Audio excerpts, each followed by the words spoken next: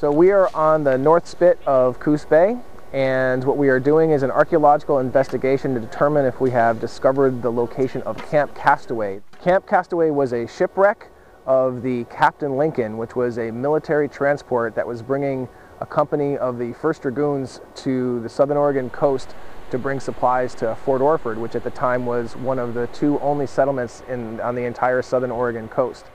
And in January of 1852, the ship wrecked on the North Spit, and the men of the 1st Dragoons were camped here for 3 or 4 months.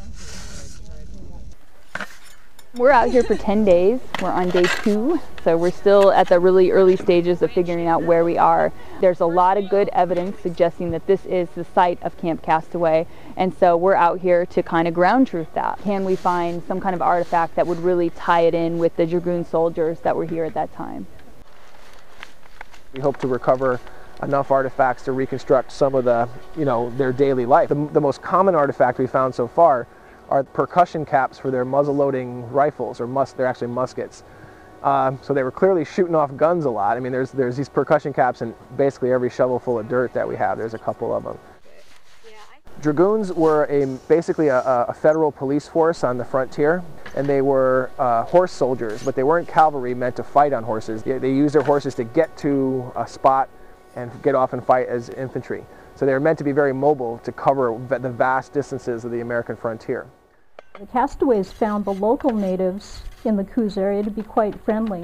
January 3rd, when the survivors, quote unquote, cold and soaked with seawater, emerged from their sinking ship, they saw the sandhills swarming with Indians. The old chief volunteered to bring a number of his warriors to help the dragoons unload the wreck the next day. Many Indians from all over the area came to see the wonderful white strangers. And then we'll auger it and see.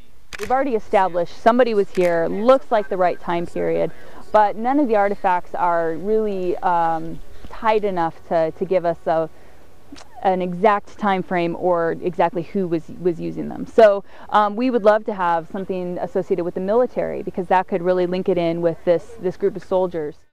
The most important things tend to come out of the soil at the end of a day, at the end of a week, or at the very end of the field school.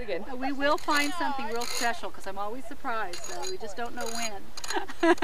We're not sure yet where exactly.